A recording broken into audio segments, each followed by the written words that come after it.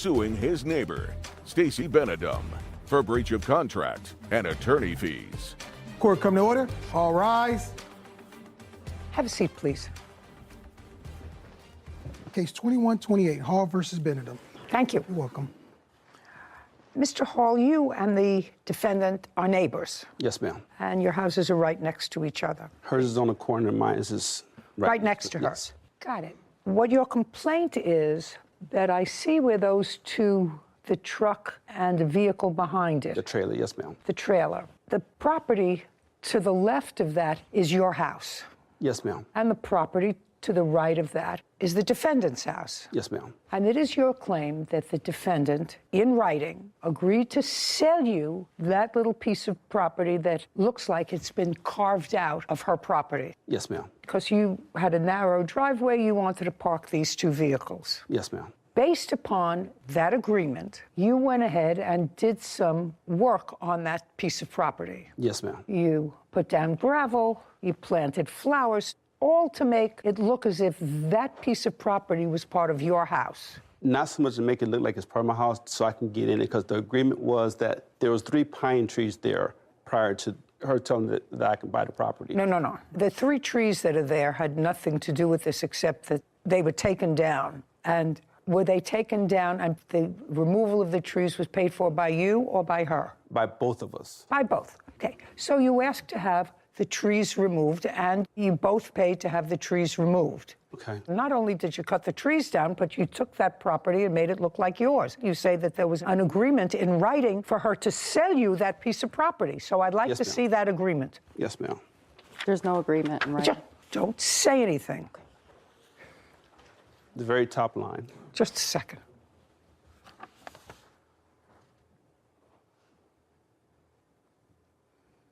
This is not a contract, sir, to sell land. I have a lot more. Shh. Not a contract to sell land. I see what she says to you. I am agreeing to sell you the property you are currently parked on for $1,000 plus costs. Let's get this in motion ASAP. And then she doesn't hear from you, and that's the 18th of May. And then she writes you again a little bit later, and she says her offer will expire at the end of today's business day, 5/19. And on 5/19, at 10 o'clock at night, you write to her, "Hey, Stacy, I've started working on things this morning. I have already been to the city of Akron, and once they are done and I get a surveyor and so on, I will keep you updated if that's okay. Last, everything is time sensitive, and I'm working as fast as I can to get the approvals. Just now seeing your texts." Right. Okay, The so next that's day. what you're relying on as a contract to purchase property. Well, the fact that she said that she would sell it to me, and I started all the motion like she said to do. I started all the motions, got the surveyor done, got the deeds done, I got everything done. All right, that was 5/19/2021. So show me what you did based on this and what you spent based on your belief that she had agreed to sell you the property and you had an agreement for sale, which is like a contract to sale of property. Most people know that when you sell a piece of property, you get a survey, you put it in the contract, you have a contract when the property is going to be transferred. That property would have to be surveyed because clearly you're carving a piece of property out of her property. I want to see what you did and what you spent, because if you spent money based on this, I may consider that as part of your lawsuit, because then it turned out she didn't want to sell you the property. By the way, I wouldn't sell them the property either. It makes your property look ridiculous. It does. We never agreed to sell the property. Okay. Did you write, "I am agreeing to sell you the property you are currently parked on for $1,000 plus costs"? Yes, I never agreed to sell the property until I told him he was no longer allowed to park there. It was never discussed. What is this? Depending on the stipulation that my mortgage company requires, which is an appraisal, they had to approve the selling of the property. All I'm interested in is this one line. The other ifs fall after that. It says, "I'm agreeing to sell you the property you are currently parked on for $1,000 plus costs." Yes. Okay, so you did that. Yes. I want to see the things that you started to do right after May 19th. You said, "I've already started working on things this morning." This is May 19th. "I've already been to the city of Akron." Yes. This is a receipt showing the $800 from the surveyor. Okay, may I see that, please? There's that one. This is a receipt from the attorney where I had the deed paperwork done. I'm looking for a date on this, sir. I'm looking for dates on these things. Look at this one, too. Okay, June 15th. What is this? That's actually when I paid to have the 3 deeds made up. That's the $450 that I had to pay to the attorney for him to make the 3 deeds up. And everything Stacey had to do was sign them. And that was June 15th. That was not quite a month later. Right. I started the next day. Okay. And this is so far what you spent in reliance on her statement that I'll sell you the property for $1,000. This is a breakdown that I have, that I wrote down, that you can show her that, of everything, the timeline and... I don't need a breakdown of the timeline, sir. I need the bills for this, not what you wrote. Okay. Oh, I need the bills for 6 tons of gravel. That was in July. Here's one receipt right here. There you go. Did he ever give you $1,000? He never paid me. I'm a common sense person and a property owner. It was overreaching to think that you could buy a piece of that land for $1,000. Overreaching.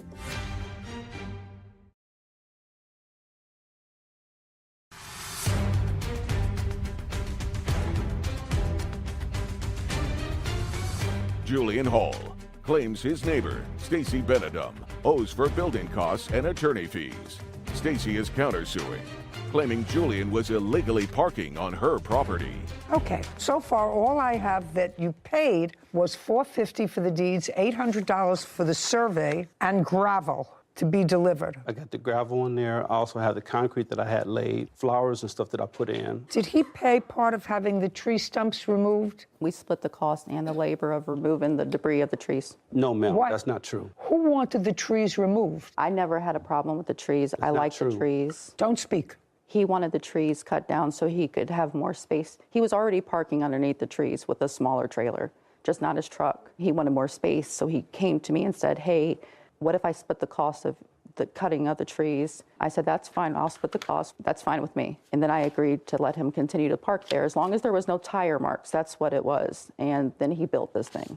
Well, he formalized parking there. Mm-hmm. Okay. At what point did Miss Benedum tell you that she was not going to sell you the property? This actually started on 4/3 of 18. I'm not interested. I'm interested in the beginning of these texts, Okay. where you clearly had discussions, trees were removed. I don't quite understand why she allowed you to remove the trees, and I don't understand the whole transaction. Because it wasn't my, Being it a wasn't my nice choice. neighbor. Just a second, it was your choice. You wanted to park there. That's what you wanted. But the trees was dying.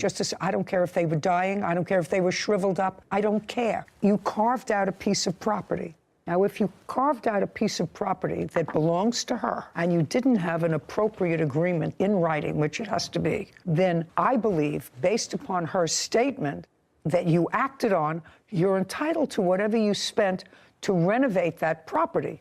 Do you understand? You're not entitled to the property. No, I understand. You're not entitled to the property. You're entitled to what you spent to renovate the property. So now I want you to tell me, on what date did she tell you that she was not going to sell you the property? That was 7/20 of 21. After I got everything done and called her and asked her, could she meet me at the bank? She said, no, I'm not selling to you for $1,000. But it goes deeper than that. That's what I'm trying to explain to you. It goes deeper than that because when it came to the trees, I didn't approach her with the trees. She came to me and said, since the tree was dying, I said, well, I'll go in half with you. At that point, I said, when can I use the property? She said, you can use it as long as you need it. So that's when I started investing all this money into the property. So what? I don't care. She said to you, you can use it as long as you want. Yes, ma'am. Okay. I said nothing permanent. She said, as long as I need it. That's why I invested the gravel. What I'm and telling you, put- sir, is the purchase and sale of property has to be with a certain formality. If you dealt with an attorney, the attorney would tell you that it had to be in a formality, signed by her, signed by you, a contract that provided for sale, when it took place, what the survey was, whether her bank would agree to let her sell off a piece of the property because you have a mortgage, all of those things. That's why agreements to sell real property, which is land, have to be in accordance with a certain set of rules. This doesn't make it. However, if you relied on her statement in order to improve the property, to make it comfortable for you based upon her text message, I believe that you are entitled, based upon the text message, to what you spent to improve it, but you have to understand she's not going to let you park there anymore. And I'm okay with that. Just a second. Are you still parking there? No, ma'am. Since when? I would say September of 2022. So you were parked there in July of 21, August of 21, September of 21, October of 21, November of 21, December of 21, January of 22, all the way up to September. You were parking there. This is because we had... Don't give me a because. No, that's either a yes or a no. I was parked there, but we also had a civil case, too. Which he dismissed 2 days We before. had a civil case. She called the police. He called the police on me twice. Just, the question was, when did she tell you she wasn't going to sell you the property? September, when she agreed not to meet me at the bank. That's when she told me she wasn't going to sell. Still, September of 2022? Yes, ma'am. I never knew we were meeting at a bank. Just a second. So I can do in better than that. September of 2022, she advised you. No, I'm sorry, it was August of 2021. Well, show me in August of 2021 that you told him you weren't selling him the property. Here's, Okay, I'll take both, Kevin. Thank you. And this was after she agreed. Shh. Okay. I'm just looking for the date on this. yeah, there's not a date on there, I'm sorry, but that was after May 18th of 2021. That was maybe July or August of 2021 when I told him, since he didn't meet all the requirements, that I no longer want to sell What it. requirements? He never met the requirements of paying me the money or getting the land appraised. The only thing he didn't do that my mortgage required is the appraisal. Ma'am, that wasn't true because I did everything that the city of Akron told me to do, who deal with this on a regular. Did you get an appraisal? I got the land surveyed. She didn't tell me about nothing about appraisal until after I got everything done. That's why you have a contract in writing for the sale of property, sir. I don't think you did anything intentionally wrong, but there was an appraisal that was necessary. Clearly, if she has a mortgage and a bank is giving her a certain amount of money on a parcel of property, and she wants to sell off a piece of that property, the bank is going to want to know how much the value of the property has diminished by her selling it to you. So you have to have an appraisal. Do you understand? I understand that. Okay, And you didn't have an appraisal. I'm not going to tell it to you again. And all I want to know is when she first told you that you didn't have a deal. So once she told you that you didn't have a deal, whatever else you invested in this property was on you. No, and I didn't invest anything else other than getting an attorney and paying everything I needed to pay him. Once she told you that she wasn't selling the property to you, what'd you need an attorney for? You're not the aggrieved party here. You got to park for free because she was a good soul. I would have had your trailer and your truck towed to an impound on day 2.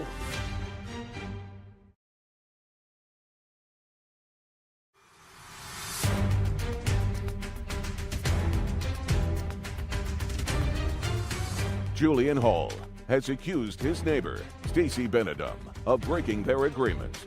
Stacy claims there was never an agreement and is countersuing for parking fees. Once she told you that she wasn't selling the property to you, what'd you need an attorney for? Because I had already had an investment after she said she was going to sell it to me. Once the attorney got involved, he told me to dismiss the case. Then after that, like 3 days later, I moved off the property. Just a minute. So who brought a civil case? I did.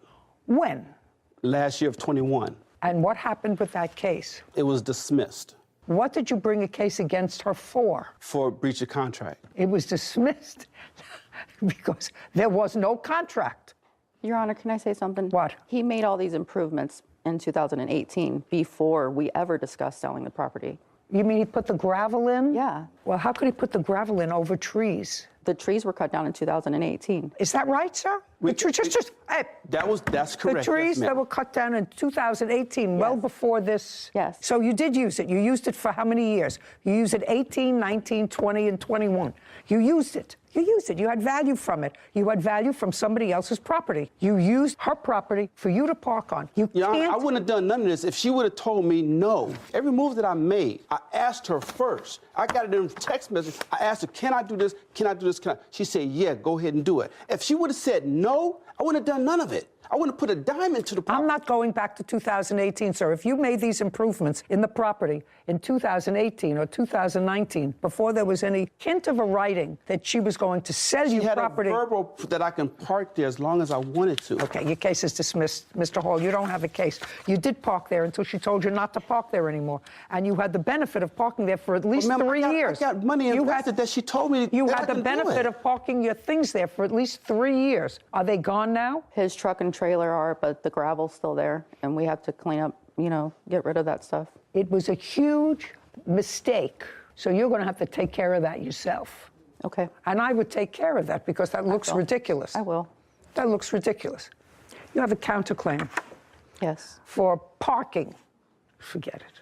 But listen, I told him he couldn't park there back in May of 2021. He continued to park there till So you should have been more vigilant. my attorney didn't notify him till May of this year of 2022 that if he continues to park there, we'll charge him $75 a day. And he continued to park there until the case was dismissed in August of 2022. So I'm only suing him for May of 2022 to August of 22. And did he move it? He did. Okay. You still living there? Yes. Do you talk to him? No. Had you talked to him previously? Yeah. We had a good relationship. I'm a common sense person and a property owner. It was overreaching to think that you could buy a piece of that land for $1,000. Overreaching. And if she had it appraised and if it's something that you want and she had, I guarantee you that that little piece of property would be appraised at a far higher cost than $1,000. Guaranteed. And I guarantee you that her bank would say, you can't let him buy that piece of property for $1,000. How much of a mortgage are you carrying? $76,000. Not going to let her sell off that piece of property. You had the benefit of that piece of property for several years. I have to tell you that I really think that it's much nicer to look at plain grass than it is to look at a trailer and a truck from her backyard. Your Honor, I wouldn't have done none of it if you would have said do it. Do you know what your attorney said to you? I can't help you. You don't have a contract. And Mr. Hall, that's what I'm telling you. I can't help you. You don't have a contract. And from what I know now, this all started in 2018 before there was any discussion of buying the property that you can prove to me. Because the thing that you gave me was in 2021. I have to tell you, you never had a problem because she was a good neighbor. If she let you park on her property, so if you think you're the one who's been aggrieved here, the truth of the matter is I don't think that you're the one who was aggrieved here. She let you park on her property. I have to tell you, I wouldn't have let that happen. I had a neighbor who had an easement. And I said, all I want from you when I bought the house was I want you to say that you will never try to claim this property by adverse possession and that you understand that it's my property. And then you can use it because it was a place that looked like it was part of his driveway. And he said, I'm not signing that. I said, if you don't sign it, I'm going to put a fence right in the middle of your front lawn, which is where my property line is. I don't hear from him. I said, you have 24 hours to sign the paper or I'm putting a fence right in the middle of your front lawn because that's my property and you have an easement. And he didn't sign it. He would have lived with the fence until today because it's still there. Now his children are living with the fence because he's gone. You're not the aggrieved party here. You got to park for free for 4 years. For free. Because she was a good soul. She's not a bad guy. She was a good soul. I would have had your trailer and your truck towed to an impound on day 2. She let you park there for 4 years. I wouldn't have been there. Goodbye, we're done.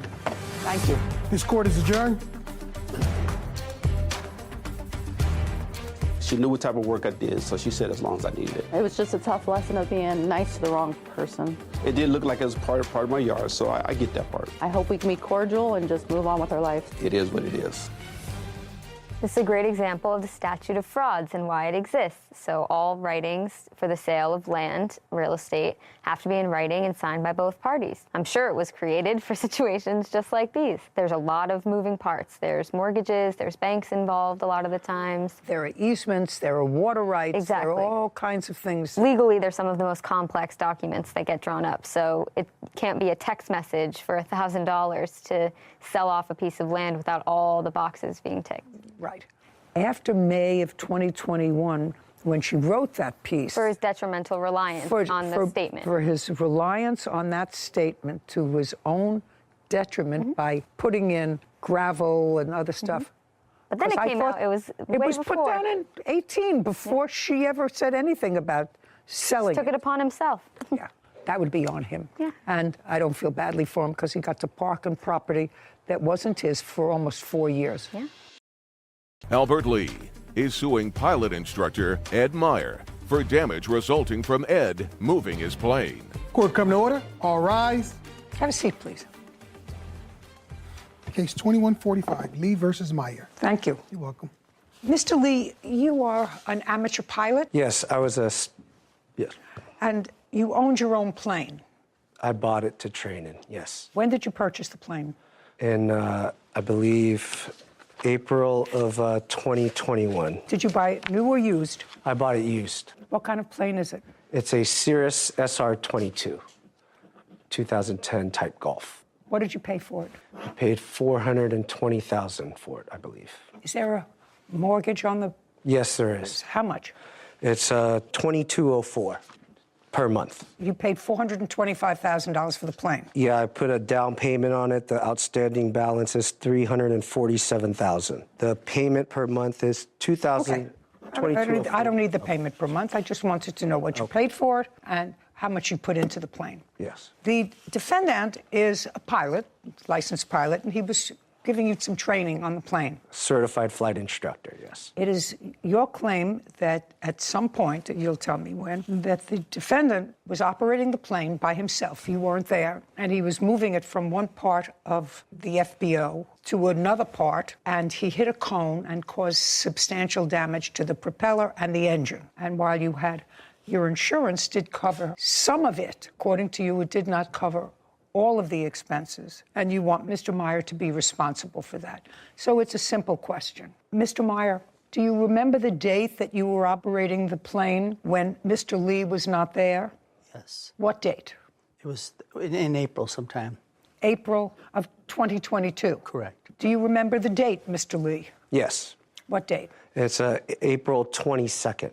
Would that sound right? Yes. Okay. And from what I read in the papers, Mr. Meyer had in fact taken you out, but then the weather got bad. You decided that you would make your way home and that he would get the plane home when the weather was better. Correct. And that was on or about April 22nd. I flew home on a commercial flight the day before on April 21st. And you stayed with the plane. Yes. Now, would you agree, Mr. Meyer, that if in fact you hit an object with the plane, it would be your responsibility? Yes. Because it would mean that there was some sort of negligence involved. Right. And then there would be the issue of damages. Mr. Lee, you were not present when this incident happened. I was not. Not present. I was not present. I was able. No, you were not present. I was not present. That's the answer. Was this witness present?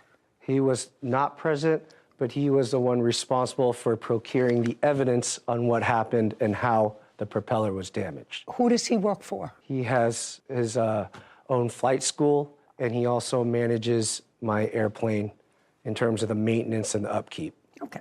Could you step up, please? Tell me your last name. Last name is Williams. Mr. Williams, were you charged with gathering the evidence to determine what happened to the plane on the 22nd of April? Yes, I was. And you're paid a monthly fee by the plaintiff to manage his plane. That's correct. Did you retain the defendant as an instructor, or did Mr. Lee? That was both decided by Mr. Lee and Mr. Myers to fly for him. But you He's did an not. independent contractor at that. You did not have anything to do with, as the manager of the plane, you didn't have anything to do with selecting Mr. Meyer. I did select Mr. Meyer to fly with Albert. You did? Yes. Okay. Because were you the one who introduced him to Mr. Meyer? That's correct. When, Mr. Lee, did you start to work with Mr. Meyer? It was probably a prior flight where we flew to San Francisco for a business meeting I had. After that, I believe it was... In what month? Roughly about the same month. In April? Yeah, in so April. You didn't maybe. know him for a long time? No, not very long. I'm going to get back to you in a minute, Mr. Williams. Prior to the defendant, had anybody else been an instructor for you? Yes. Clinton was my primary instructor, but I flew with some other instructors as well. But it wasn't until the month that this incident occurred that you had been connected with the defendant. Correct. Okay. Now, sir, how were you advised that the plane that you managed was in an accident? I received a phone call from Ed saying that there was a problem. From whom? From Mr. Myers, that there was a problem with the aircraft after he taxied and did the run-up and returned the aircraft back to Signature in Las Vegas. We notified and contacted a Did you ask, what you would usually ask is what happened? Yeah, what happened? Just a second, and what did he say to you? He said that he was having instrument problems with the aircraft and he wasn't able to take off, so he returned the aircraft. At that point in time, I contacted a Cirrus Service Center. I had 2 technicians go out and look at the aircraft, see what was wrong. At the time, the technicians found that they... Don't tell me what they found. Okay. You can't tell me what they found.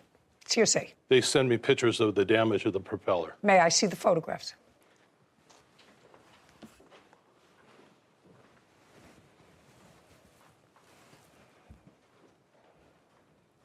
Okay, so that's a fresh damage. Correct. Can I scroll this? Yes, you may. Or it's just one? Okay, so you have a picture of that. You have a picture of the cone that has a slice in it. Correct, that's the object he hit. We also have a video showing the plane taxi and hitting the cone at the I'd like to see that as well. Okay. Okay, let's see what we got. As you can see where the... Just one second, Mr. Meyer, is that a fair and accurate representation of where the plane was before you moved it? It should be on the last, on the far left side of that Learjet. Okay.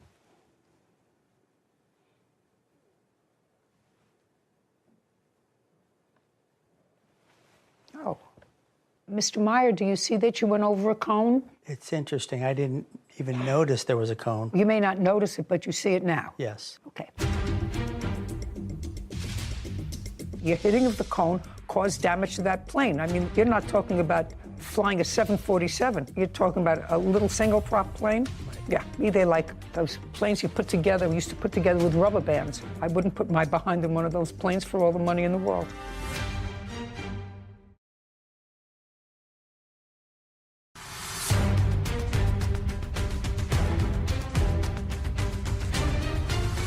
Albert Lee claims pilot instructor Ed Meyer is responsible for damage after Ed moved Albert's plane.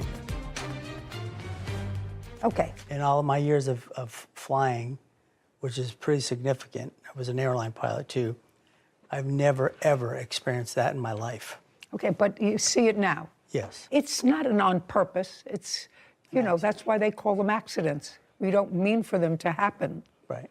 We don't mean for them to happen, but you do see that the plane did hit a cone. Right. Okay, and I have photographs of the cone that has a slice in it, and the same kind of slice from one of the propellers. Now, so that's conceded that Mr. Meyer did, in fact, hit the cone, which in all probability caused damage to the plane, caused damage to the propeller. Now, tell me about your insurance. The insurance covered the propeller. They covered the teardown of the engine. When something strikes the propeller, they have to tear apart the engine, make sure the Do components... you have those, I that do. paperwork for me? I'd like to see it. Okay, so here is the insurance covered portion, and here is my covered portion that I had to come out of pocket to pick up the plane. And I Okay. could explain both invoices.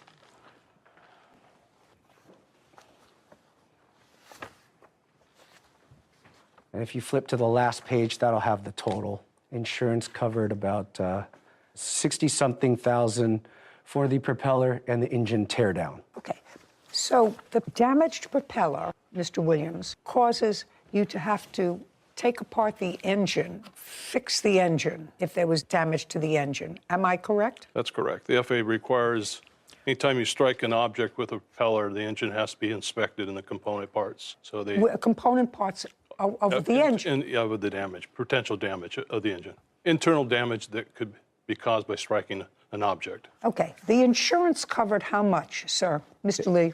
It's, sorry, it's on the invoice, 60, I think it was 63,000, 64,000. It's on the last page. The last page shows Shows a deposit of $63,000. Yes, that's it. The deposit was 40, balance due was 23. Did the insurance company pay the entire 63? This entire $63,000. This is what was submitted to them. Yes. Okay, now I'd like you to take a look at this, Mr. Meyer. No, I'm going to actually ask Mr. Williams to take a look at this document. These are the items, Mr. Williams, that Mr. Lee says were uncovered. I would like you to go through all those items and tell me which of those items relate to the engine and which do not. Okay, is this the total? Carefully, because I'm going to potentially ask you about each individual thing, because there looks to me like some things that bear no relation to an engine. Okay, so most of the items that you see that are airworthiness on the airframe are the items that need to be inspected or replaced from the teardown. So your item 1, item 2, 3, 4, item 5, 6, 7, 8. These are all items that the repair shop goes through the engine and assesses whether it needs. Well, tell me how the brakes would be impacted. I don't think would be impacted by hitting the. Which invoice? And I don't know, but how brakes would be impacted by hitting a nose cone. Brake lining, I don't know what that is. Okay. Yeah, some of these items, Your Honor, such as one of these items, the brake lines, as you pointed out, is probably not part of the. Well, that's what I want you to go through, sir. Okay. Do you understand? I want you to take a marker, a pen, and circle, because I don't know a whole lot about Okay. airplanes, but I know a little bit about airplanes. I know what's routine maintenance and what has to be taken care of, because a plane either falls on its nose or falls on its tail, both of which I've experienced. Well, this is a small invoice. This is not your, this is a 12. Mr. Williams, don't ask him. I didn't ask you to have a conference with him. Okay. I asked you to look at that. You're the management company. I want you to strike those items that are not related to this accident and go through them very carefully, because. Can I make a No. comment? Okay. Nope. To you directly. Nope. Okay. Can I ask you something? Can you ask me something? Yeah. Well, they should tell you those cones are made of plastic. I don't care. They're heavy cones. You hit the cone. And the plane flew perfectly fine before you hit the cone. It didn't run after you hit the cone. You don't have to be a genius to figure out the cone caused, your hitting of the cone caused damage to that plane. I mean, you're not talking about flying a 747. You're talking about a little this is a single prop plane. Right. Yeah. Me, they're like those planes you put together, we used to put together with rubber bands. I wouldn't put my behind in one of those planes for all the money in the world. The only items I can see, Your Honor, are 2 items that may not be related to the accident, items 7 and 8. Okay, may I have that back, please, Sure. sir? And you are familiar with planes, sir, is that correct? Yes. Okay. So what you're saying is item The circled item. 7 and 8. Correct. So we have There's a couple of invoices. we have right and left main gear, but which is 143 plus 270 plus 66. What about item 9? Pitch, trim, jab, nut, loose. What is that? Probably what they do during the inspection and the tear down, they go through the aircraft itself, make sure it's airworthy. So they probably caught another item or 2. You can probably put that on item that's wasn't part of the accident. The big ticket items, adding up all of these items, Mr. Meyer, that probably have no relation to the accident which you caused, Correct. still bring the total amount to more than this court's jurisdictional limit. Can you tell me, sir, why your insurance, Mr. Williams, let's go back to you. You manage this plane. Can you tell me why Mr. Lee's insurance didn't cover all the damage to the plane? A lot of the prospective renters or instructors that everybody uses, or we used in this case, carry their own insurance for this type of incident. Their insurance covers basically downtime, loss of operation, or in this case. You mean Mr. Meyer Yes. would have his own? Do you have your own insurance? No. No. Don't you do a check to find out if they have their own insurance before you recommend someone? He had insurance, but it was lapsed. If you have insurance that's lapsed, then you have no insurance. Yeah, that's correct. So you're lucky that he's not suing you.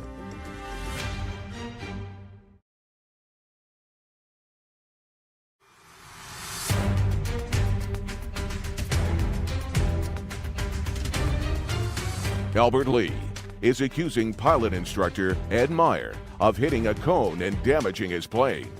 Ed says Albert was already paid by his insurance company. Okay. Mr. Williams, you were the one who recommended That's Mr. correct, Meyer? we did. Don't you do a check to find out if they have their own insurance before you recommend someone? He had insurance, but it was lapsed. It Well, lapsed. he didn't have insurance. I get that all the time. If you have insurance that's lapsed, then you have no insurance. Yeah. As a flight school, our instructors are required to carry the insurance. Okay, but that And then didn't we- happen here. That's correct. So you're lucky that he's not suing you because you managed the plane for him. And you recommended him, Mr. Williams, you know. When you have a management company that manages your plane, they're supposed to make certain that if you have a certain kind of plane, that you have pilots certified to fly those kinds of planes. And if they give me a list of pilots and those pilots aren't certified to fly the kind of plane that I might have, then it's the fault of the management company. In this case here, the plaintiff and the defendant were working together as far as their payment and the fees they were going to charge. Well, that's okay. That's okay. They may have been working head to head. I mean, it was Mr. Meyer's fault, but I'm just telling you that Mr. Lee relies on your advice. What business are you in, Mr. Lee? I do commercial real estate. I sell shopping centers and office buildings. Okay, that's not his business. That's why he hires you. And if he hires you, he asks you for recommendations as to where to get the plane repaired, for an instructor. Now, the fact that he may pay him independently, he's relied on you for information. So I suggest, Mr. Williams, that you tighten up your ship a little bit. Mr. Meyer, you're responsible to the plaintiff for the damage that you caused his plane. Why did you let your insurance lapse? It had lapsed. I just didn't even realize the fact that it had lapsed. I just realized the fact that when this came about, that's what happened. Well, when was the last time you paid premiums? Probably about a year before that. Anything else you want to tell me, Mr. Meyer? You owe him $10,000. You caused the damage. You have to fix it. Judgment for the plaintiff. We're finished. Thank you. This court is adjourned. I understand her point, the fact that what she saw. I thought she's very fair. These cones are made out of plastic. It's hard to believe. It sounds like a gunshot when he hit the cone and triggered several warnings. And for him to say he had no idea, it's a little bit hard to believe. They don't have much weight to them. With the loud bang after you hit it, it's quite obvious that you should have stopped and shut down and inspect the damage. There normally is never a cone at the 12 o'clock position. They're at the left side and the right side. They place cones all the way around the aircraft, and it's part of your responsibility as a pilot in command to do a walk around pre-flight, make sure there's no object in front of your aircraft. When I taxied out halfway down, that's when I recognized there was an ICAS message that came on. I finally got it back, and no more student pilots won't let any CFIs fly for a while. You know what I thought about in this case, Sarah?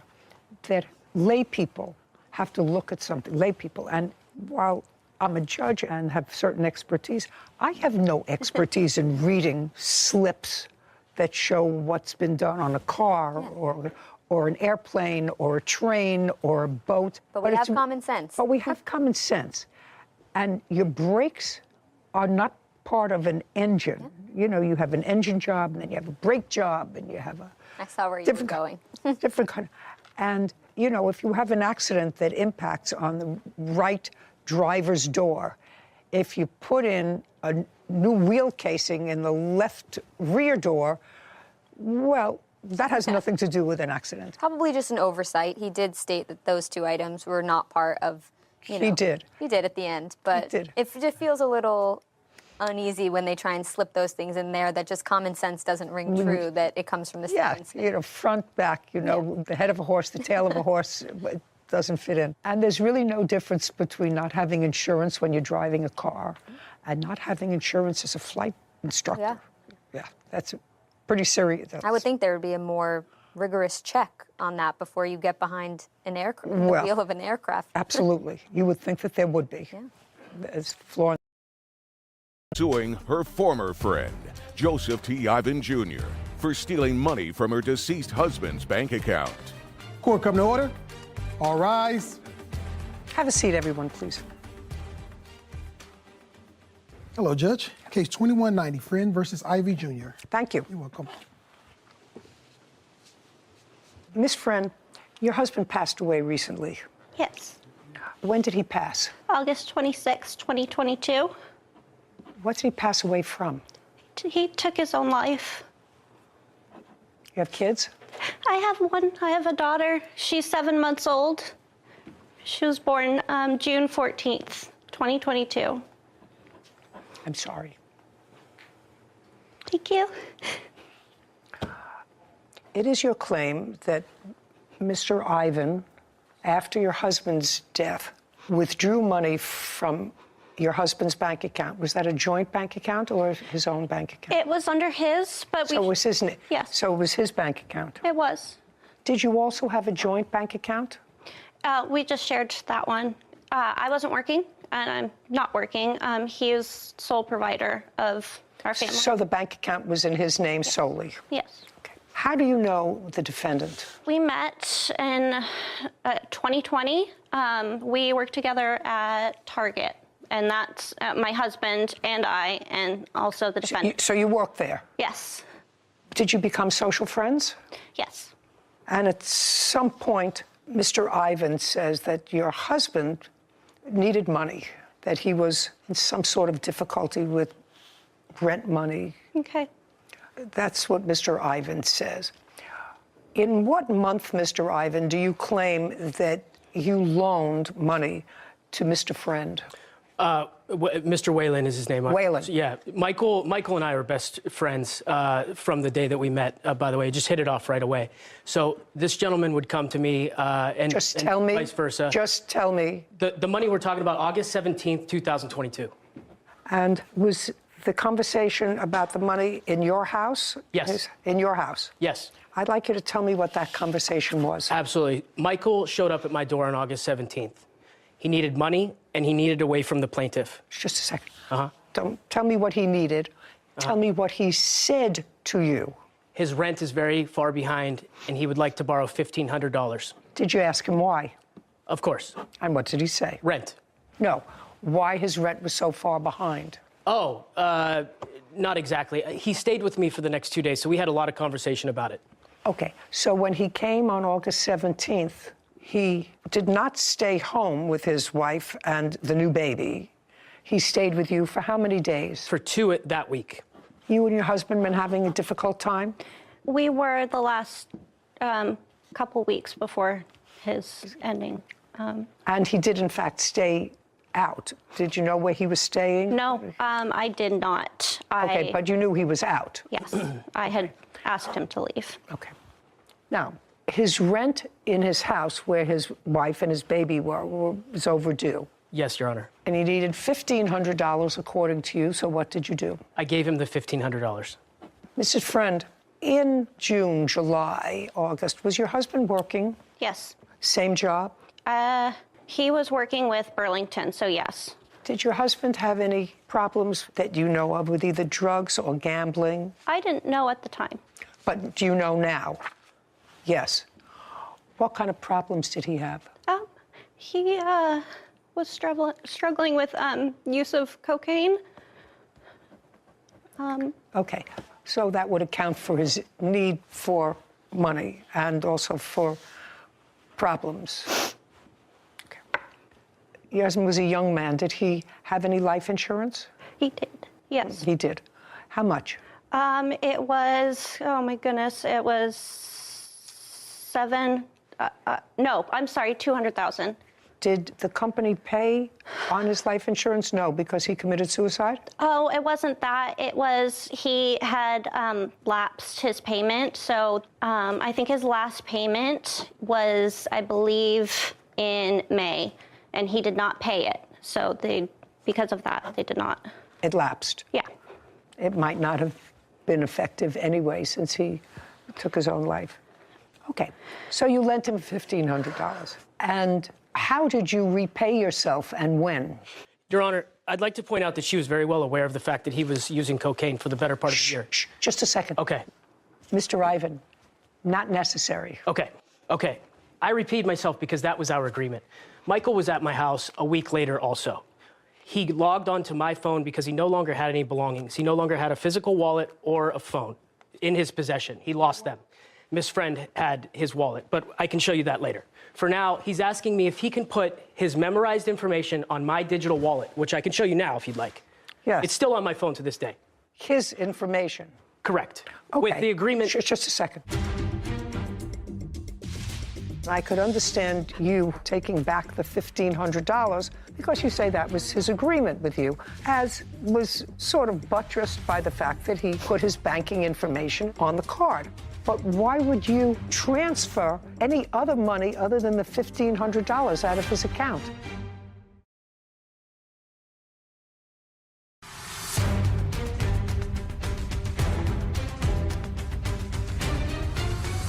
Courtney Friend claims her former friend, Joseph T. Ivan Jr., wrongfully took money from her deceased husband's bank account. I want you to bring that up. Yeah. And Sarah, you're going to take a look at that? It's the top card, sir. The one that says Chime. That's my digital wallet, my personal digital wallet. So it's the same as when you put something in your Apple Wallet and you can pay using, I'm trying to think of the easiest way to describe this to you. If you log in to check your bank balance, you can save the card to your phone, so it makes it easier to pay with your phone. So it looks as if Mr. Friend logged in to the defendant's phone with his credentials and information. So that There's also latest transactions. The very last transaction was from 10/1/22. And how much was that for? $80 at a market. Then there's some gas stations. That's for October. Prior to that. There's a list of just latest transactions. That's all those are the total transactions. Yeah. That you made? Well, just a second. There's an $80 transaction, according to Sarah, in October. Yes, ma'am. So the way was that your transaction? It was. Okay. I have. Well, just. I'm sure they'll match with whatever. $236 worth of charges. I charged $236 worth of charges. From my husband's passing till. Hold on. Hold. Well, I have $80 in October, but in transfer to, who is that? That is $1,400. That is the deceased. Who transferred that? I transferred it. That is a GoFundMe account. And we'll get to this. The check that came through after he passed away hit my phone because he loaded his card onto my phone. The agreement was that I pay myself back when he was still alive with the funds that are on that phone. Just a second. The remaining I sent to a GoFundMe account. Why did you do that? Just a second. I can almost understand Mr. Ivan. Yeah. Because what your position is, and I actually believe that it's accurate that your friend came to you. 100%. That your friend came to you in need of money, that he and his wife were having difficulty, that he had an addiction problem, that he probably spent the rent money on his addiction problem. All of that sort of makes sense. And even though resorting to self-help after he passed, I would frown on. I would say this is a debt that's owed by his estate. And I could understand you, who had access to his account, taking back the $1,500 because you say that was his agreement with you, as was sort of buttressed by the fact that he put his banking information, and it's his sole banking information, on the card. But why would you transfer any other money other than the $1,500 out of his account? Into his family's name, Your Honor, and I can show you why. I have transcripts with everyone that knows us. I could have a dozen people here. I'm sorry, I could have a dozen people here with me to make this claim, but this is a very sensitive situation for a lot of people involved. So I'm going to fight this fight on my own without them here. Just a second. And they will all tell you that this is the last person on earth that should have that money. Just a second. This is not about you making a judgment or about 30 other people making That's what Michael asked just me to a do. second. Sir, unless you have a writing from the deceased that's authenticated in the same process as would authenticate a will, you have no right to make that judgment as to whether or not his wife and or child, I assume he died without a will, is that correct? Yes, that's correct. Okay. So under the laws of practically every state, if you die intestate, which means you die without a will, there's a certain order of people who inherit your money. Your spouse, your children, it goes sort of in order. There's a pecking order. You have no right to amend that. You actually don't even have a right to repay yourself after he's dead. You have no right to do that. But I can actually understand your sense that unless you paid yourself, you weren't going to get your money back. I can understand that. But whatever your intentions were, sir, you have no right to do anything else with the money in that bank account. May I? Am I making myself clear? I hope so. Is that clear? Yeah? Brought me right back to Will's Trust and Estates. So, Yeah, right. Go ahead. Your Honor, Michael and I had an agreement, okay? So whether or not he... Sure, just a second. You and Michael had an agreement that you made a loan to him in the amount of $1,500, and in order to secure your repayment, I read your answer, sir. Yeah. He gave you his account number, and according to you, he said, when I get paid, you can take the money back that you loaned to me. That's $1,500. May I continue? I've only used $236. That's all that I've used. $236, and I can show you the math here on this spreadsheet, but let's start with $1,500. $845 he paid back to me on August 24th, a week later. Oh, okay, hold on a second. So $1,500. That's right. And he paid you back what? $845 on August 24th. Good for him. Right. Did he pay you back by Michael? Just listen to me. Don't play. Did he pay you back by coming to your house and giving you the money? Or Digitally. Did he, shh. He paid you back digitally. That's right. May I see that, please, Kevin? Using my phone and his account. Shh. So now he owes you $655. That's right. Okay. Kevin, I'd like you to show this to the plaintiff. Have you seen this? No. Okay, I'd like to show this to the plaintiff. So Mr. Ivan acknowledges that your husband, Miss Friend, pay Yes, attention, that yes. your husband paid him back more than half of what he had borrowed. Now, then you took back, Mr. Ivan, from the account, how much money? $236. No, that's not true. Shh, We can go line by line. shh.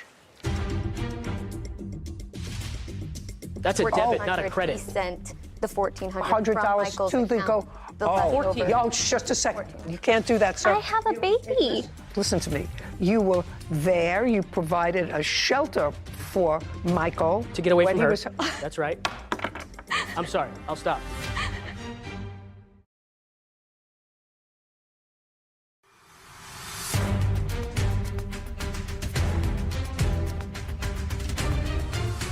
Courtney Friend has accused her former friend, Joseph T. Ivan Jr., of stealing money from her deceased husband's bank account. Which of these charges? There's an $80 charge, a $60. Are those your charges? Yes. Okay, hold on. 140. Just a second. 145, Yes. a 7735. Yes. And that's it. Those four. What about Cash App? That's the digital transaction that you just had. Oh, an 845. Got it.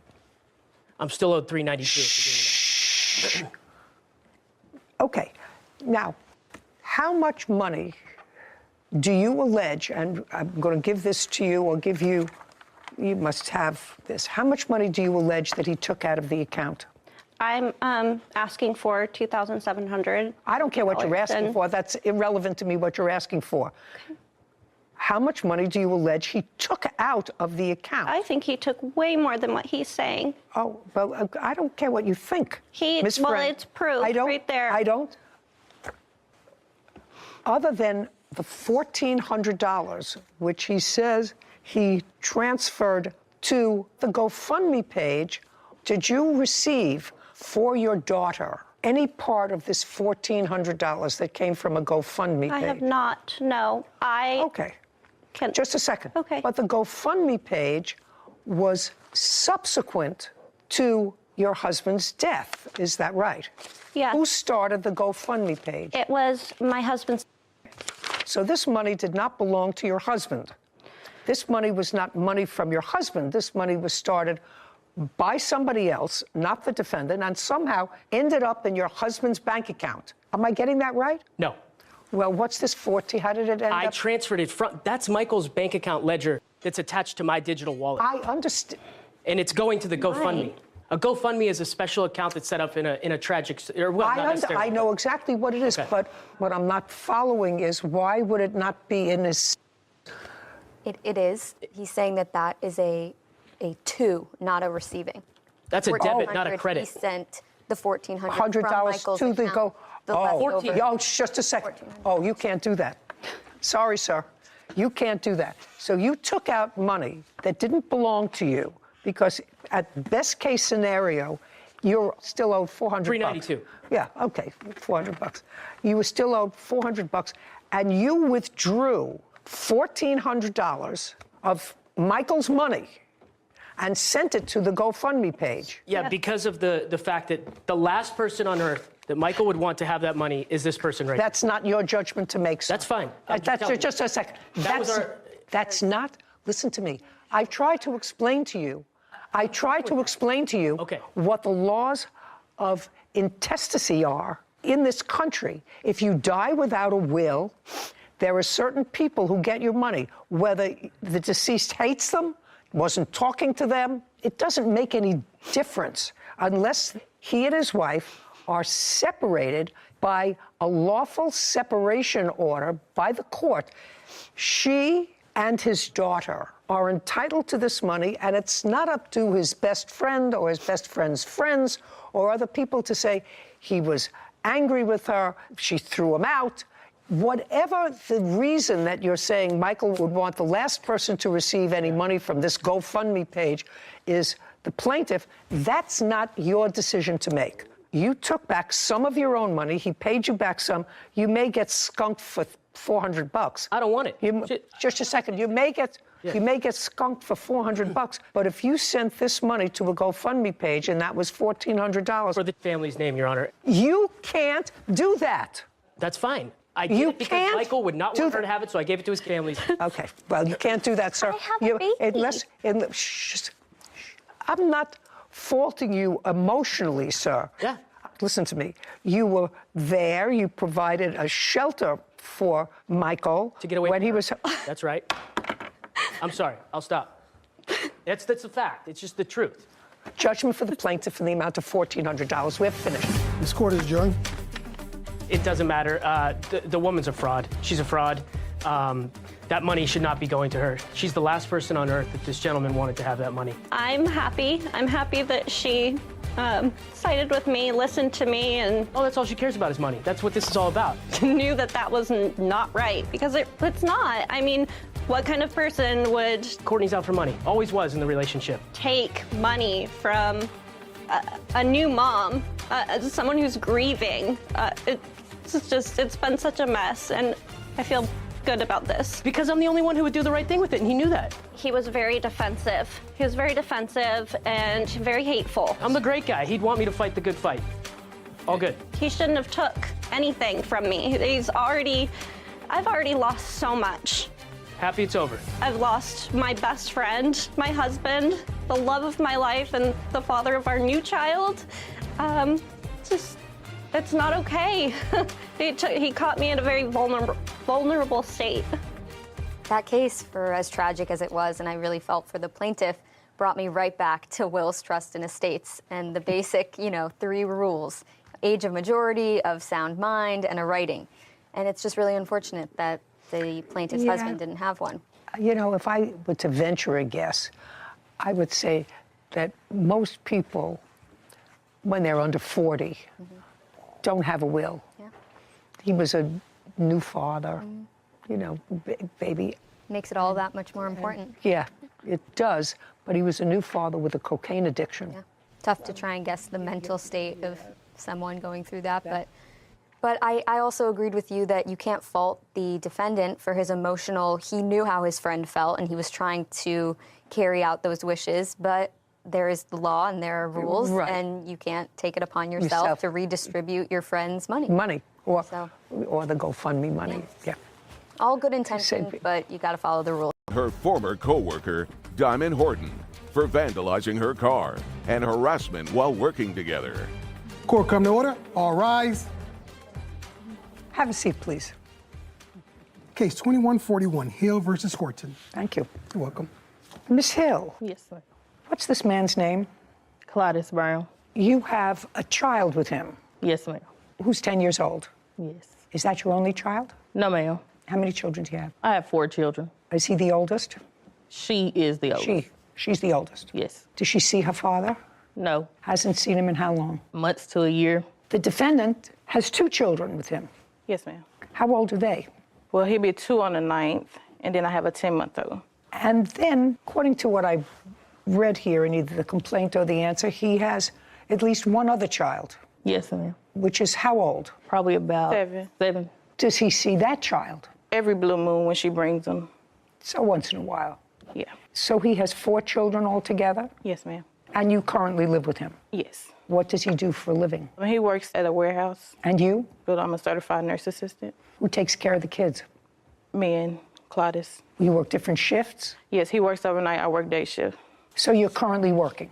Yes, ma'am. But there came a time, I'm just trying to figure out why everybody's sort of mad and fighting over him. I don't understand it. There must be something that you ladies see that is hidden from me, because it is your claim, Miss Hill, that Miss Horton not only vandalized your car, but that she caused you to be fired from your job. She says that you filed a false restraining order against her and that actually you caused her to lose her job, and it's all over the prize, which I can never really understand.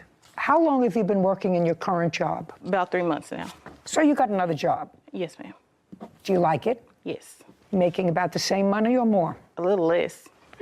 And where are you working? I'm a machine operator.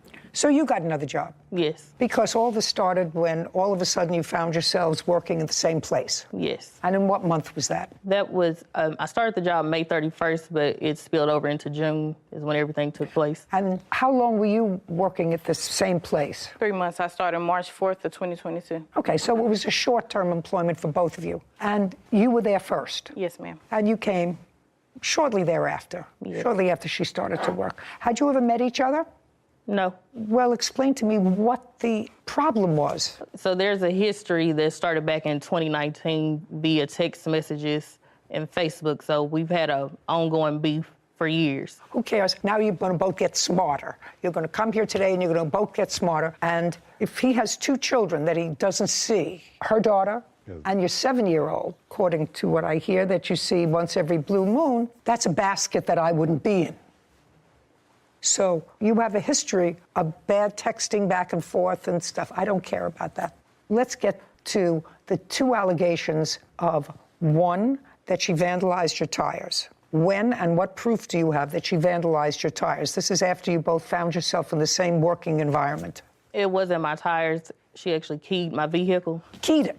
Yes. On what date?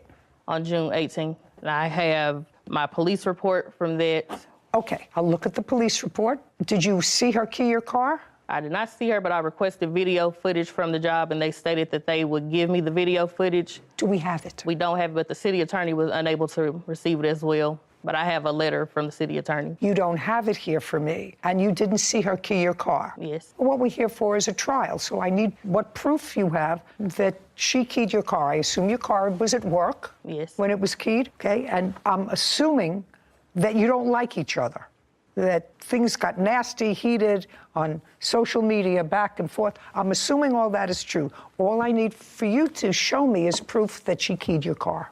Well, I have audio recording from HR where they're stating that everything was initiated by the defendant. And Arkansas is a one-party state, so I can play the audio for you. Oh, was she on the audio? They're talking about the video in the recording and that they were supposed to give it to me. Can't help you. Okay, this next part of your case is that she caused you to lose your job. Yes. Go. So I have my termination letter stating that the defendant... I'd like to see a termination letter. It's a joke.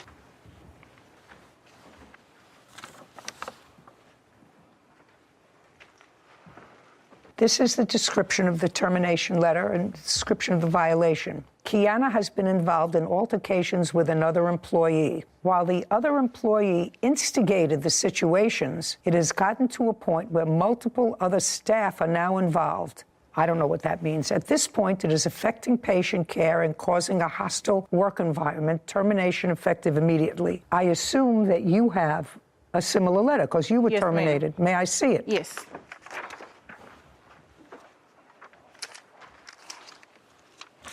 I also have a final warning. Just a second.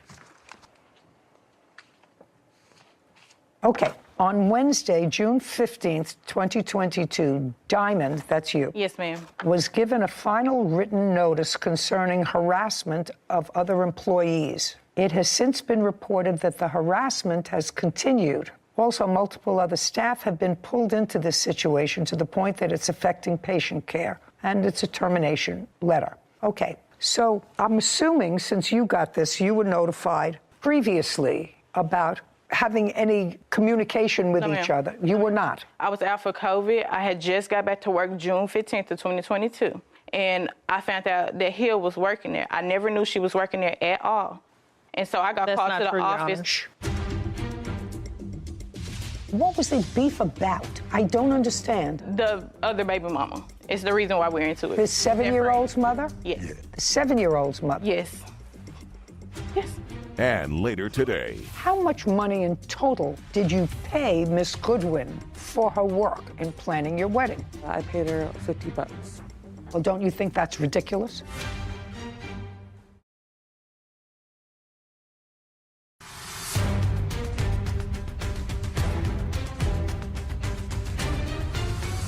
Kiana Hill claims her former co-worker, Diamond Horton, harassed her at work and caused her to be fired. Diamond is countersuing for filing a false restraining order. My question was a relatively simple one, because I'm going to make this as simple as possible before I probably dismiss both of them. I would like to see, after June 15th, 2022, up until the date of the termination, which is June 23rd, 2022, how the harassment continued. I would like you to show me from June 15th. The actual date was June 14th. Well, this says June 15th. I wasn't working. Shh.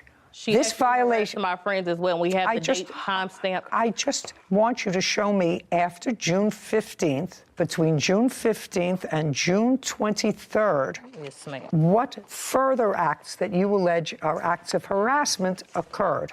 I have the schedule showing the date. Shh.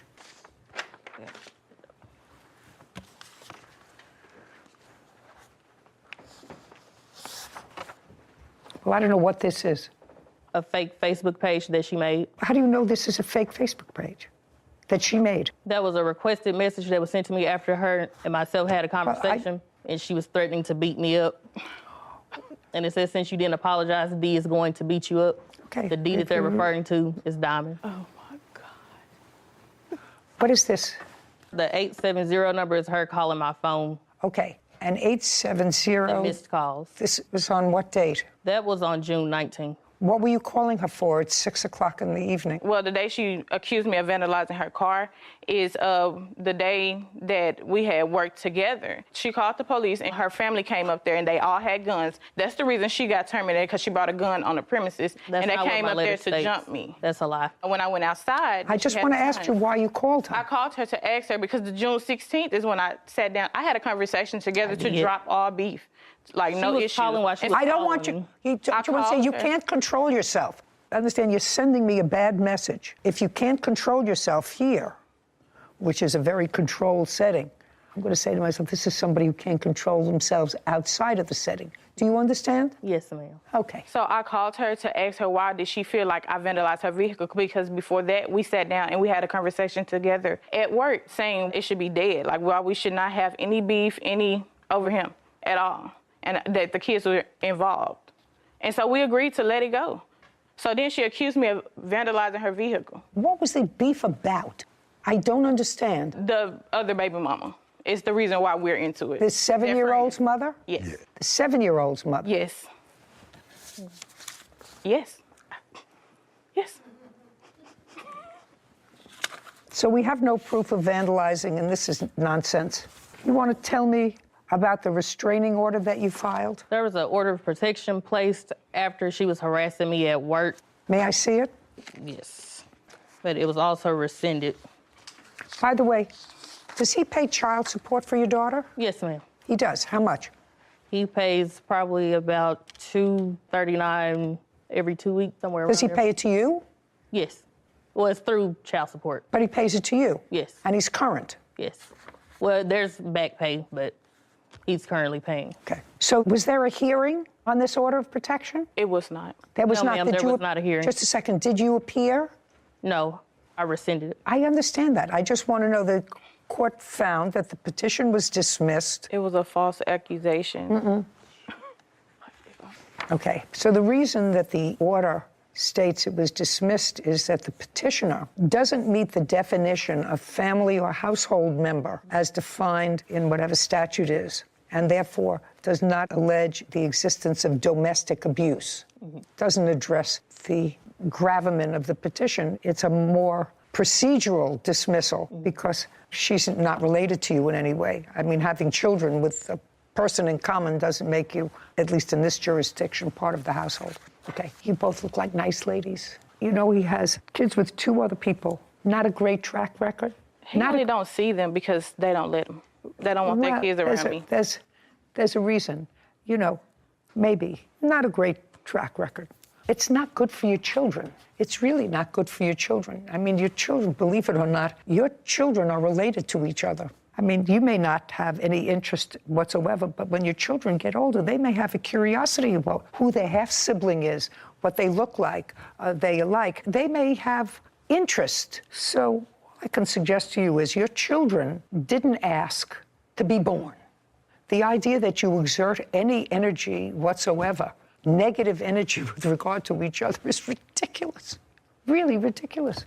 But for him, you wouldn't have any contact with each other. Am I reading that right? Yes, ma'am. Yeah.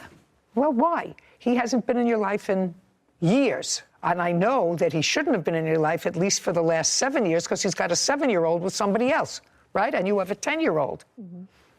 Goodbye, except for your daughter. And So could I state that the situation is not about him. It's about the harassment, the lost wages. That's more of my concern with her. It has nothing to do with him. I was working before you. I was working at a job. You came to my job. Just a second. What I'm telling you is, right now, and I don't have to get into it any further, right now, she's got the guy. I don't care. Just a second. Right now, she's got the guy. So that would perhaps give rise to some animus on your part. With regard to her position, he's working and he's paying money to your child, which is, in her mind, taking money away from her 2 children that she has with him. Well, that's his responsibility. You knew about that child and you knew about the 7-year-old. So what I'm telling you is there's a lot of negative energy going on. You both got jobs relatively soon after this. It was probably not a good idea for you to stay in the same place. And your employer was absolutely right and actually quite brave in today's times to say, we're terminating both of you because your job is affecting patient care. Because it's not only the 2 of you, other employees have been drawn into this drama. That's because she brought them in. I don't know whether she brought them in or not, and I don't care whether she brought them in. And later today, she wasn't your best friend. She wasn't even a close friend. You hadn't spoken to her in years. So clearly you called her to do a job for you that was her profession. And in addition to doing that, she bought you your wedding dress.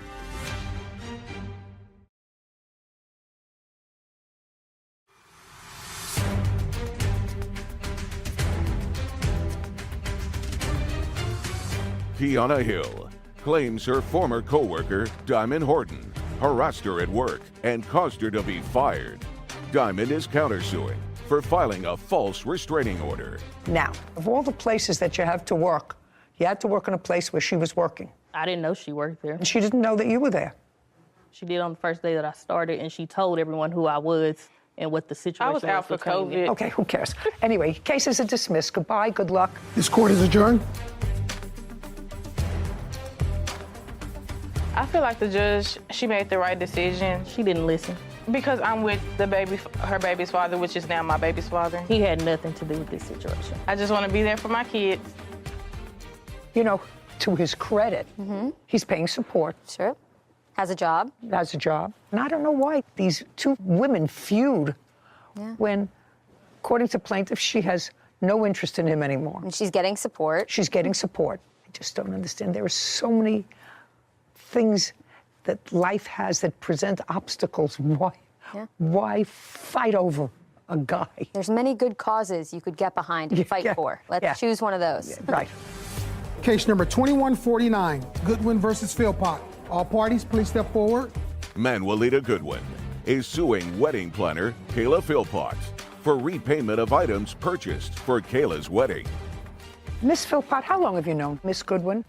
Since I was a child. I don't remember much of her when I was a child, but she remembers me as a baby. Well, I don't know what she remembers. You were getting married. When? What was the date of the wedding? May 6, 2021. Where was the wedding supposed to be held? It was going to be held in Turlock. Is that a wedding California. venue? Yes. How many people were coming?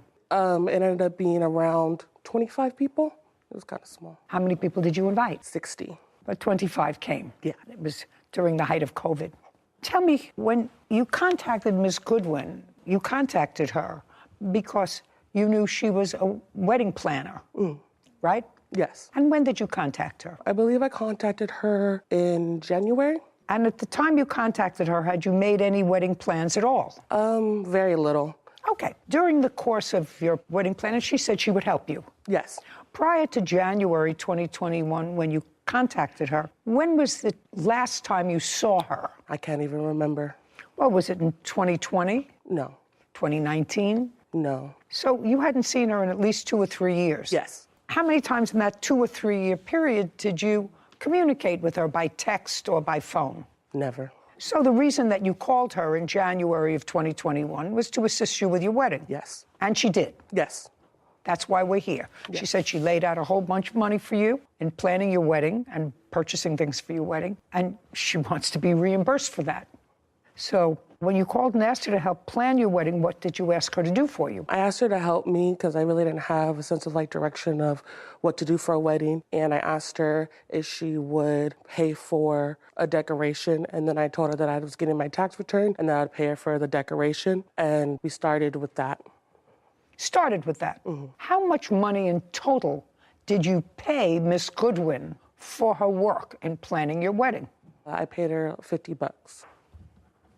Well, don't you think that's ridiculous? It is ridiculous, right?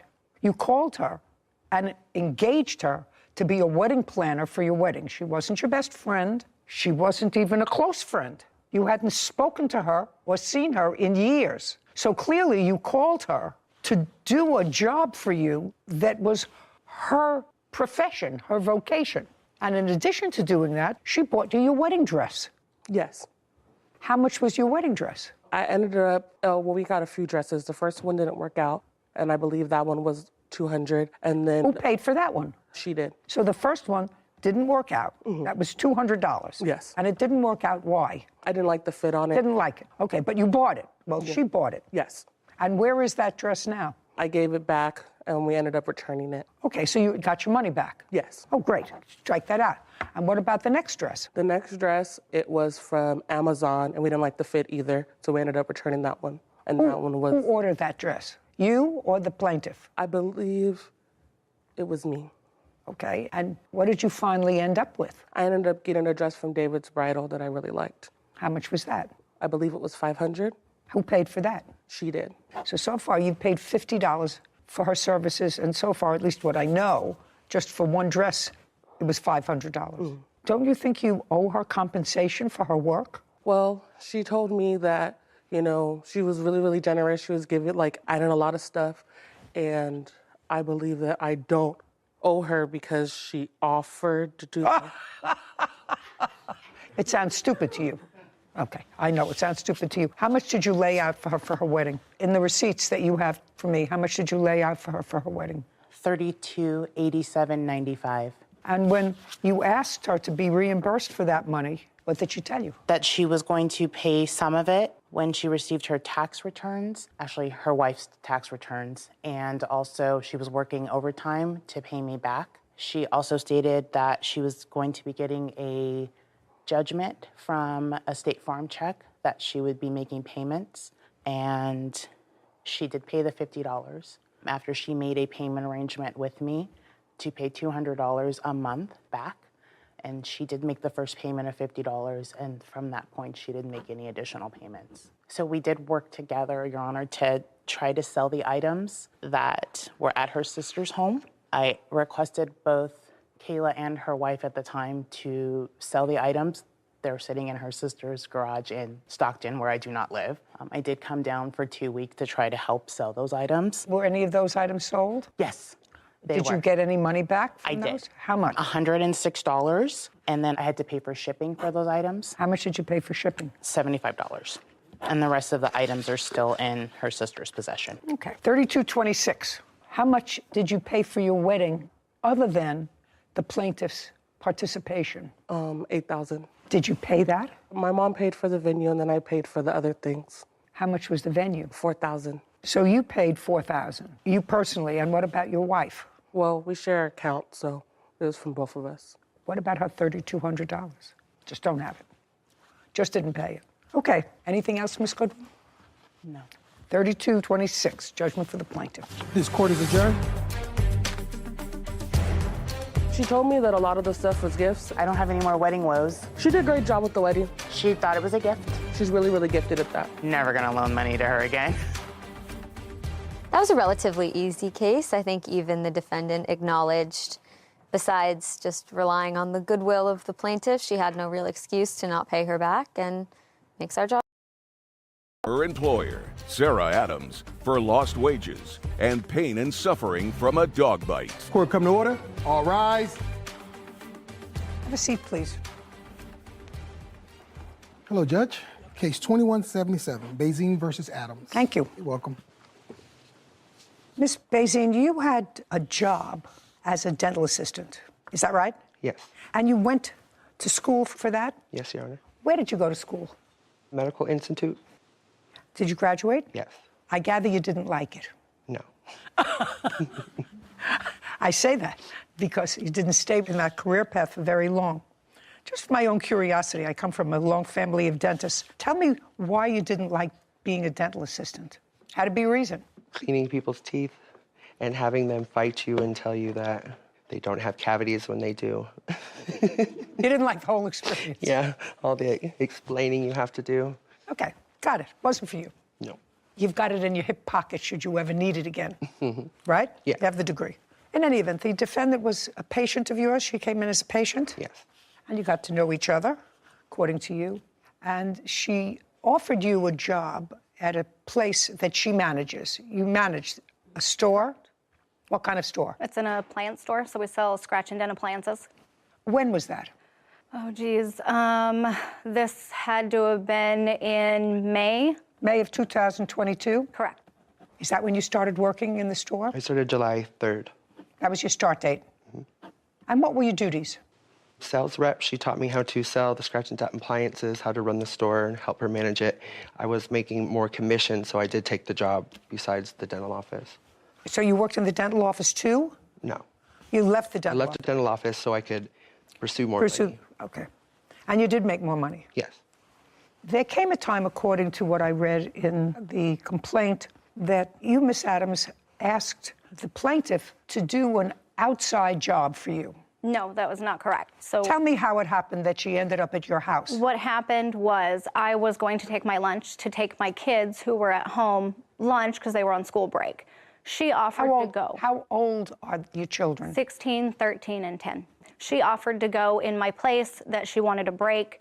She clocked out for her lunch. I gave her money to go, 1, pick up the food, and 2, a little bit of gas money. She then went to my house. Just a minute, we're not there yet. She clocked out for her lunch break. I was clocking out at work. Shh. And you're the store manager? Yes, ma'am. And how long do you get for a lunch break? An hour. That's an hour during the day. That's yours. Correct. Now, from the store where she was, where she clocked out, to the place where she was supposed to pick up lunch for your children, how far was that? Because you said you gave her gas money, so it wasn't around the corner. 15 minutes away. And how far from this place where she got the food is your house? Right down the road.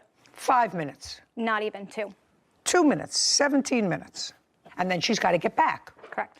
So that's almost 40 minutes. Correct. Out of her 1 hour lunch. So she was doing you a favor. Yes, ma'am. Well, why don't you just say that? So you made me go through this whole exercise. It was more than half her lunch. It gave her 15 minutes for lunch. She was doing you a favor. Yes, ma'am. Did she ask you to do her this favor? Yes. Tell me how she asked you to do her this favor. wouldn't go through when we were ordering the food. I was already on my way home. It was 2 o'clock in the afternoon, so I was ready to go. She said, go ahead, here's some money, deliver the food to the children. Thank you for your help. Did you have to pick up the food? Yes. Okay, she gave you money. The drive-through, sat in the drive-through.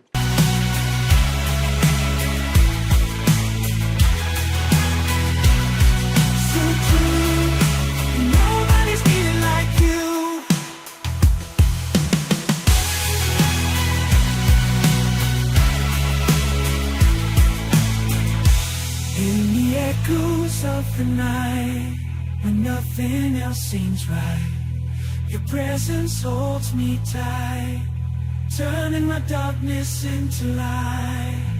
In every chord, in every line, your essence is perfectly entwined. A melody that's so divine, in this heart of my mind. Who needs me like you need my soul? In this world that takes its toll, with you I'm complete, I'm whole. Your need for me is making me whole.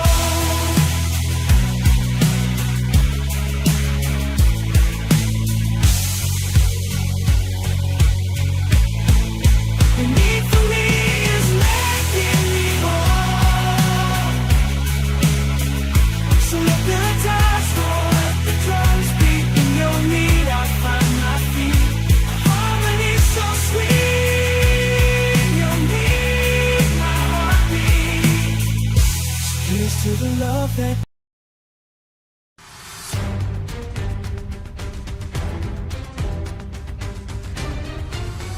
Mila Bazin claims her former employer, Sarah Adams, owes for injuries from a dog bite.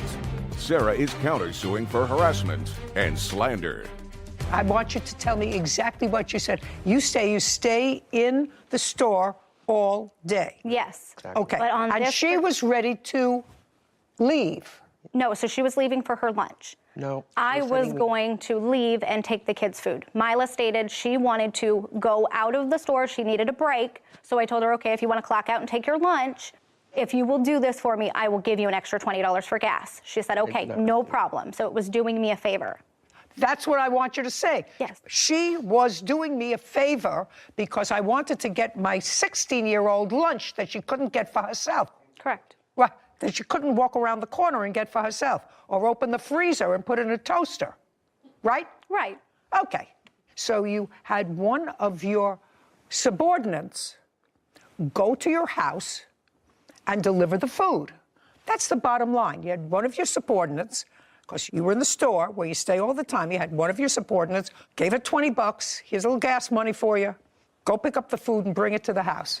By the way, your 16-year-old doesn't get around? No, she's not driving it. She walks. Correct, but I don't like my children to leave the house. In the middle of the day, 1 o'clock? Correct. Okay. Not in this world that we live in. Okie dokie. Anyway, here's $20. Thank you. Did you say anything else to her? No. Has she ever been to your house before? Not at that time, no. Prior to giving her money and say, could you pick up the food and drop it off, she had not been to your house before. Correct. I did state to her before she left. Just a second. She had not been to your house before. Correct. Now you thought about it and you thought about your defense and you did, in fact, according to you, just remember something, because here's $20. Would you take the food, drop it off for the children? And in addition, voila, you said to her, please do not go in my house. My dog is aggressive. And that's why I did tell her to call me when she got there. I would call my daughter, have her go out and get the food. And Your Honor, I do have a video of my Ring doorbell of what happened. I'm going to watch that. Okay. Because what happened was there was a lot of food, according to what I've read. It needed 3 children. It needed 2 trips. Daughter took in some, she took the other, and she was bitten by your pit bull. Correct, but I told her, do not go in my house. And she was bitten by your pit bull. Yes, in my home. She wasn't trespassing in your house, madam. She wasn't burglarizing your house. She was bitten by your pit bull. That's what the case is about. She was told not to go into my house. If I believe you. I have evidence. I'm going to look at it. Okay. If I believe you, whether I believe you or not, she was bitten in your house by your dog. How old is your pit bull? 7 years old. Where did you get her? From the pound. So you went to get food. You took your car and you went to get food. And you picked up how many bags of food for the 3 children? There's at least, I think, 2 bags, or 1 big bag, and then 2 drinks. 3 drinks in total. I had to carry 1 drink back in behind April. I should have waited in the car. But Now, why should you have waited in the car? Why? now that I'm bitten, I say that. Well, what would have made you think that you should be waiting in the car? No reason. Did Miss Adams say to you when you left, No, Your Honor. text me when you get there, my daughter will come out? Yes, to make it easier for me, but not because she told me she had a killer dog. Did she tell you she had any dog? No, I knew of one little dog, her little Mookie, her baby Chihuahua dog. Your Honor, I bring a dog with me to work every day. That you just got while I was working there. Just a second. Don't interrupt. She said she knew of one little dog, a Pekingese. That's all you knew about. I knew of her Chihuahua at the time. The Pekingese came later. She inherited her dad's dog, but all I knew of was her little Mookie Chihuahua. I also have a Chihuahua. I thought we both had Chihuahuas. I would not go to anyone's house if they had a killer pit bull. Pit bulls, period. Okay, you picked up the food, you got to the house, what did you do? April came out to the car, grabbed what she could. I had the remainder drink. I got up and followed Miss April inside the house. Once we got to the door. Is April the 16-year-old? Yes. That's you. Mm-hmm. Once she stepped inside, I stepped in behind her. She turned around to grab it, and the dog was right there. Step up. Bit my leg. Okay. April, do you have friends? Yeah. Do they drive? No. None of them? No. And do you live in a rural area, or are there stores there? There's some stores down What 2 kind? streets. Oh, yeah, what kind of stores? A grocery store. Yeah. So if you wanted to and you were hungry, you would have gone to the grocery store and gotten something for lunch. Mm-hmm. Is not an answer. Yes. So on that day, let me make sure what day we're talking about here. July 18th. On July 18th, you and your siblings were home for the day? Yes. Yeah. Tell me about the conversation you had with your mother about ordering lunch. My siblings were hungry and wanted something new, so I asked my mother. You called your mother at work? Yes, I called my mother at work to ask if she can order some food. What time did you call your mother? It was around 1. And that's all you said to her? And what did your mother say? She said yeah. She said yes, but she must have also said, what do they want? I mean, they didn't want to go to the grocery store, so she said, what do you want? She said, I can order McDonald's, and I said, that's fine. She said, I can order McDonald's, and? And I said, that's great, that's okay, thank you for doing that. Okay. Now, she called you later to tell you that they had canceled the order. Yes. Hmm? Yes. Yes. And what did she say when she said they canceled the order? She said that Milo was coming over to drop off the food, and she already told her about... No, don't make things up as we're going. Be very careful when you talk to me. Mm-hmm. Yeah. She said Mila is on her way over with the food. Yes. Now, Mila came over, she pulled her car up in front of your house. Yeah. And did you see her pull the car up in front of the house? Yes. Okay, did you come outside? Yes. All right. Came outside. Did she get out of the car? We're going to go step by step. She got out of the car? No. She stayed in the car? Yes. And you took a bag? I took all I could, 2 bags and a drink.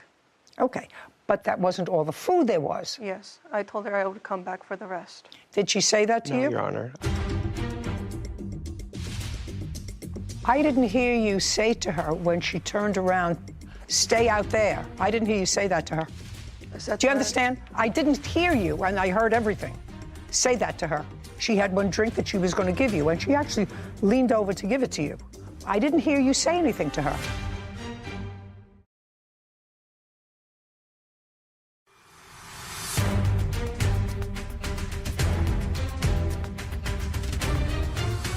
Mila Bazin is accusing her former employer, Sarah Adams, of refusing to pay for injuries caused by her pit bull. Sarah claims Mila already agreed to a $300 settlement. Now, she got out of the car? No. She stayed in the car? Yes. And you took a bag? I took all I could, 2 bags and a drink. Okay, but that wasn't all the food there was? Yes. I told her I would come back for the rest. Did she say that to No, you? Your Honor. I was just nice and got out of the car and followed her. Yeah, you didn't have that much of a discussion. It doesn't make sense that you had that much. So there was a drink left? Yes. So she was walking in, following you with the one drink? No. She didn't follow you into the house with the one drink? Not until later. What do you mean not until later? What happened in between the fact that you grabbed the food and 2 drinks, there was a drink left, now she's out of the car. I didn't realize she was out of the car. I thought she would stay on the car. So I'm walking over to the house to open the door. Okay. Now, I want you to point to some place in this room where the car was and where your front door was. Make believe I'm the car. Point to some place in this room. If it has to be more, you can say it's twice that distance, twice the distance from the front and the back of the courtroom, or half the distance, or it's the same distance. How far is it from the car to your house? The car was right here, and our No, door. I'm the car. Yeah. And how far away is front door? About right here, not that far away. Where? Where those. So maybe 20 feet. Yes. Now I'm going to look at your video.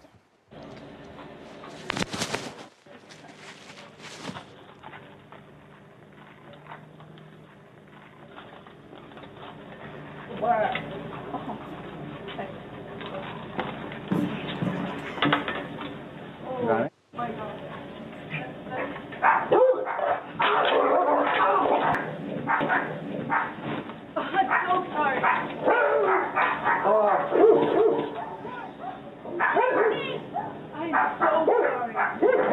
Oh, what did she do? Shut the door!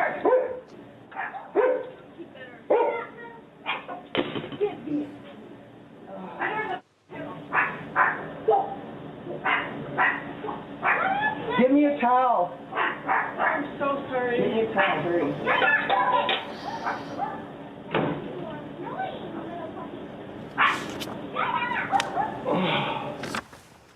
I didn't hear you say to her when she turned around, stay out there. I didn't hear you say that to her. Do you understand? I didn't hear you, and I heard everything. Say that to her. She had one drink that she was going to give you, and she actually leaned over to give it to you as you were in the door. I didn't hear you say anything to her. Stay outside, don't come near here. That's a long walk. I didn't hear you. Is that because you didn't say it? No, before the video, when I went to get, she was inside. Oh, we're going to hear it again. We're going to go right from the beginning. I heard you speak to your brothers, open the door, food's here. I heard that. I didn't hear anything else. I may have missed it. We're going to play it again.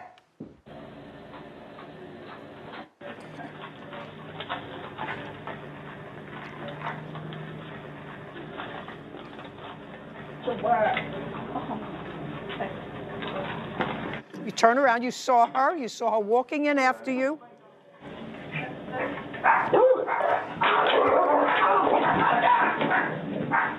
I'm so sorry. Okay. Anyway, Ms. Bazin, as a result of this dog bite, according to you, you had some serious medical issues. It became infected, couldn't work for a period of time. Do you have any of the medical records? Yes. I'd like to take a look at them. I have them, the bill and the records. You want just the records? Yeah, both. Color coordinated by paper clips.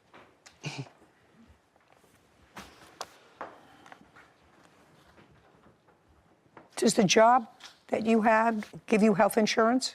So I have access with Arizona, and they pay up a percentage of it, but not everything. Do you have what is left over that is your So they wouldn't give me until the end of the year, I guess, but that's what they billed me, and they keep calling me every day saying I have. Your Honor, I have a text message from Mila saying that she had unlimited health insurance and they can bill her for whatever she wants. That's I would like to present that for you. Shh. Let's try not to talk to each other. Also, Mila went to the hospital 4 times, and I have records of all of that and what they did each time per her text messages. Yeah. And I have pictures of the bite when it happened, if you'd like to see that as well. She has it. You don't have to prove her case. I'm sure you have pictures. Yes. Yes, I'm sure. How long were you on antibiotics? For at least almost like 2 months off and on. I had to go back multiple times and have it aspirated. Yeah, I see. Yeah, got infected. Do you rent or own your own home, Miss Adams? I rent it. You have renter's insurance? I do. Did the renter's insurance that you have, is the company aware of the fact that you had a pit bull? Yes, and it is extremely hard to find a place to rent with a pit bull. No, I didn't ask you that. I asked you whether your insurance, your renter's insurance, had a provision that excluded the insurance from a pit bull bite. I do not recall, no. What state do you live in? Arizona. What's the name of the company? It's through our insurance on the car. I'm not 100%. Did you notify them of this dog bite? No, I did not. Why not? Because she even said it was her fault. It wasn't her fault. It was your fault. You had the dangerous animal. How is it my fault? Just a I second. told her Don't not to go in my house. Don't ask me any questions, madam, and I'm going to tell you something. Based upon that video, there's no indication that you told her, don't go into my house. I told her at work. Listen to me. Based upon what I saw, if you knew that you had a dog that was territorial and she shouldn't go into the house, then you, when you speak to your daughter who is too lazy to go to the grocery store, say to her, I have one of my employees that I'm sending with your food, which is exactly what happened. You would have said to her, make sure that you take the stuff from the car. And she wouldn't have, unless she's an idiot, she wouldn't have, when she saw the plaintiff coming up with the extra drinks, she would have said, do me a favor, just stay out here, put them down on the shelf where I put the other drinks. Don't walk into the house. She said nothing. She walked into the house and, in effect, held the door open so that she could deliver the other 1 or 2 drinks.